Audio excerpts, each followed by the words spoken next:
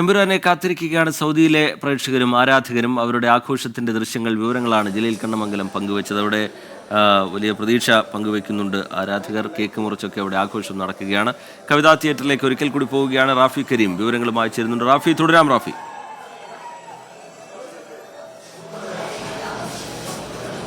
Show ആരംഭിച്ചിരിക്കുന്നു. എന്തായാലും എമ്പുരാന്റെ കേരളത്തിലെ ആദ്യ ഷോ ആരംഭിച്ചിരിക്കുന്നു എന്നുള്ളതാണ്. 650ഓളം സ്ക്രീനുകളിലാണ് കേരളത്തിൽ മാത്രം സിനിമ പ്രദർശിപ്പിക്കുന്നത്.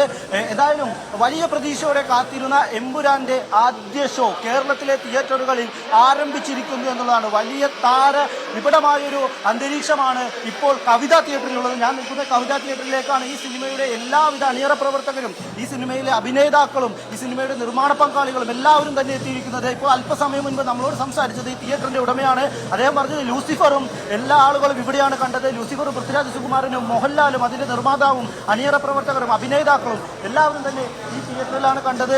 അതുകൊണ്ട് തന്നെ അത് ആവർത്തിക്കുകയാണ് ചെയ്തിരിക്കുന്നത്. പൃഥ്വിരാജ് സുകുമാരന്റെ നേതൃത്വത്തിൽ ലൂസിഫർ മലയാളത്തിൽ കളക്ഷൻ റെക്കോർഡുകളിൽ പുതിയൊരു ചരിത്രം സൃഷ്ടിച്ച സിനിമയാണ്. അത്തരത്തിൽ എമ്പുരാനും മലയാളത്തിൽ പുതിയ കളക്ഷൻ റെക്കോർഡുകൾ ഇനിയും തിരുത്തിക്കുറിച്ച് മുന്നോട്ട് പോകുമെന്ന് തന്നെയാണ് പ്രതീക്ഷ.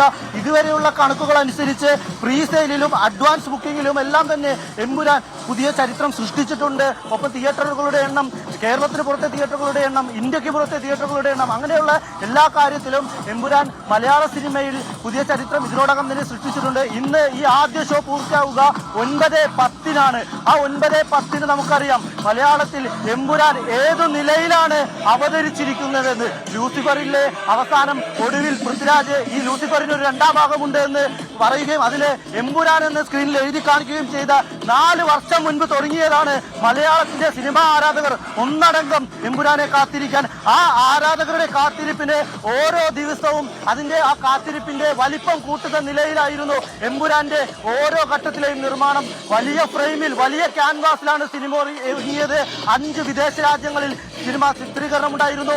4 വർഷം നീണ്ടുനിന്ന ഷെഡ്യൂളുകൾ ഉണ്ടായിരുന്നു. പല അഭിനേതാക്കളും മലയാളത്തിൽ ആദ്യമായി അഭിനയിക്കുന്നത് എമ്പുരാനിലൂടെയാണ്.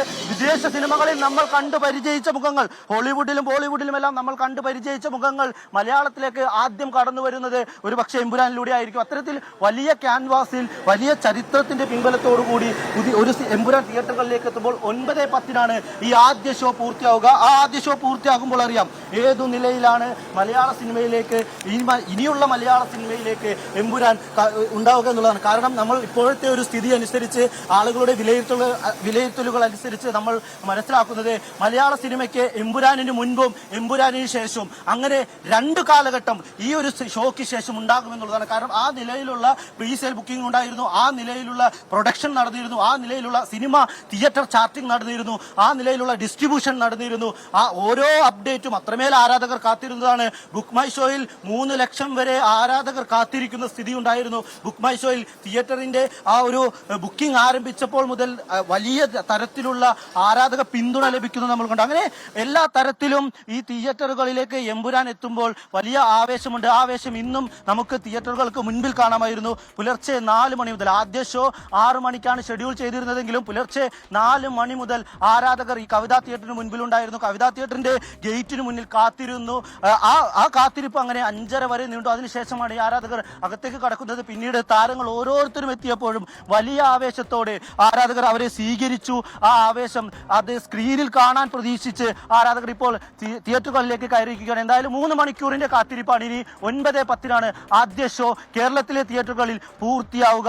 ആ 9:10 ആയിരിക്കും ഇനിയുള്ള മലയാള സിനിമയുടെ ചരിത്രത്തിന്റെ ഏറ്റവും വലിയ അടയാളപ്പെടുത്തൽ.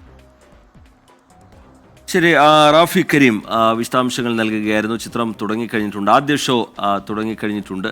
ഇതുവരെ തിയേറ്ററിന് മുമ്പിലുണ്ടായിരുന്ന ആഘോഷം അതൊക്കെ കഴിഞ്ഞ് സിനിമാ പ്രേമികൾ, ആരാധകർ സിനിമ കാണാൻ തിയേറ്ററിനകത്തേക്ക് കയറിയിരിക്കുകയാണ്.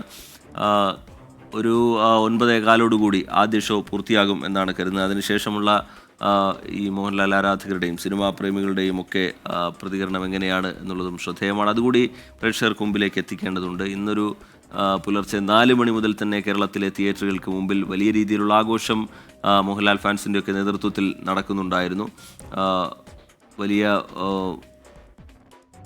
വലിയ ആഘോഷം എല്ലാ തിയേറ്ററുകൾക്ക് മുമ്പിലും കാണാൻ കഴിഞ്ഞിരുന്നു. അവിടെ ചെണ്ടമേളമൊക്കെയായി ആരാധകരെത്തിയിരുന്നു. പുലർച്ചെ 4 മണി മുതൽ തന്നെ എത്തി. 6 മണിക്കാണ് ആദ്യ ഷോ എങ്കിലും 4 മണി മുതൽ തന്നെ തിയേറ്ററുകളിലേക്ക് എത്തി. അതൊരു വലിയ ആഘോഷമാക്കി, ഒരു ഉത്സവപ്പറമ്പിൻ്റെ പ്രതീതിയിൽ എമ്പുരാൻ്റെ റിലീസിനെ ആരാധകർ മാറ്റി. ഇവിടെ കേരളത്തിൽ മാത്രമല്ല, ഇന്ത്യയിലെ മറ്റ് സംസ്ഥാനങ്ങളിൽ അതുപോലെ വിദേശത്തൊക്കെ ചിത്രം റിലീസിനെത്തുന്നുണ്ട്. അവിടെ നിന്നും വലിയ സ്വീകരണം, വലിയ പ്രതീക്ഷയോടുകൂടി ചിത്രത്തിനെ കാത്തിരിക്കുന്നുണ്ടെന്ന പ്രതികരണമൊക്കെ നമുക്ക് കാണാൻ കഴിയുന്നു. എമ്പുരാൻ്റെ ഭാഗമാകാൻ കഴിഞ്ഞതിൽ വലിയ സന്തോഷമുണ്ട് എന്നാണ് ചിത്രത്തിൻ്റെ നിർമ്മാതാക്കളിൽ ഒരാളായ ഗോകുലം ഗോപാലൻ പ്രതികരിച്ചത്.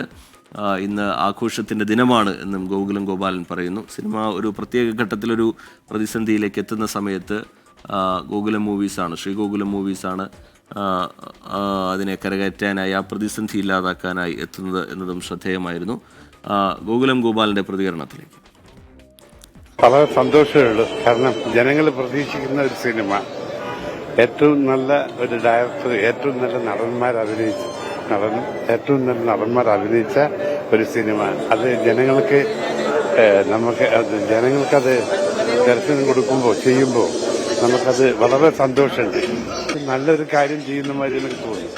കാരണം അത്രയും 2 കൊല്ലത്തോളം കഷ്ടപ്പെട്ടുണ്ടാക്കിയ ആ സിനിമ, ഏറ്റവും നല്ലൊരു ഡയറക്ടർ, ഏറ്റവും നല്ല നടന്മാരുണ്ടാക്കിയ ഒരു സിനിമ, ഏറ്റവും ജനങ്ങൾ മുഴുവനും പ്രതീക്ഷിക്കുന്ന ആ സിനിമ ഇന്ന് കാഴ്ചവെക്കാൻ പറ്റിയതിൽ വലിയ സന്തോഷമുണ്ട്. ഇതൊരു ആഘോഷമാണ് ഞങ്ങളെ സംബന്ധിച്ചിടത്തോളം.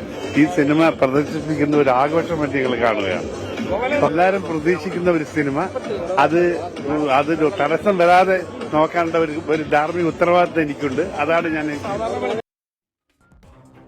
ദീപക് ദേവിന്റെ പ്രതികരണം കൂടി.